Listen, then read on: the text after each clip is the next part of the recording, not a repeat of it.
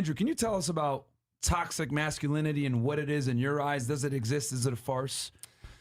Toxic masculinity. Because you're considered the king of toxic masculinity. Yeah, I've got that title. Yeah. Toxic masculinity is a term that was invented by women nobody wants to fuck to describe the men that the women do want to fuck.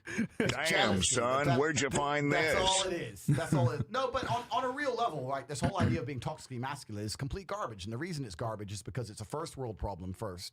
Because when you put males and females in survival situations, or the closer they are to a survival situation, the quicker they're going to revert to their gender roles. If you put a whole bunch of men and a whole bunch of women, you strand them on a desert island, the men would start having to build things and fight off the animals, and the women would start farming and whatever the women would do, right? Exactly. Yeah. So when shit hits the fan, everyone reverts to their natural gender roles. So if you live in a country like Romania or Russia or a country that's poor, the closer it is to survival, the lower the economic prosperity of the country, the closer people are to their natural gender role. So Russian men are masculine, Russian females are feminine. But in America, it's the richest country in the world. It's a first world problem. All the women get to be stupid and the men get to be pussies because it's just a first world problem. This whole idea of being toxically masculine is absolutely garbage. Nobody's toxically, listen, you're not going to call me toxically masculine if someone breaks in the house and I start spraying. No one's going to start calling me toxically masculine. No, there was no one called toxically masculine when they were fucking staying on the Titanic to die. Right? The whole thing is garbage, and it's just by women who are bitter and jealous, trying to insult and demonize men for being natural to their instinct. I don't want to rant too much, right? No, continue. I don't want to rant. Okay, let's go. Let's go. The world we live in today tries very, very hard to refuse a man his natural instincts as a man. Yeah. And this is done on purpose. This is not done on accident. There's no war on men on accident.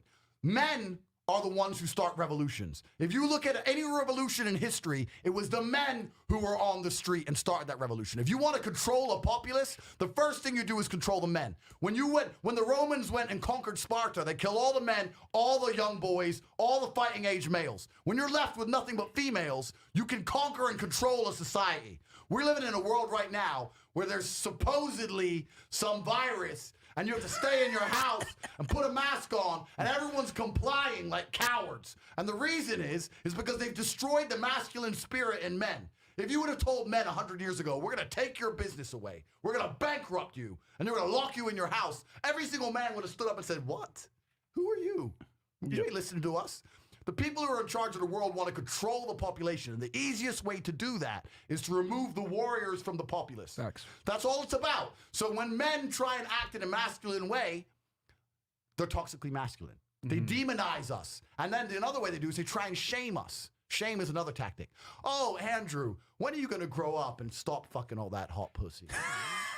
Grow up. Who hurt you? Yeah, who like, hurt you? Who Yeah. hurt your feeling? I'm enjoying my life.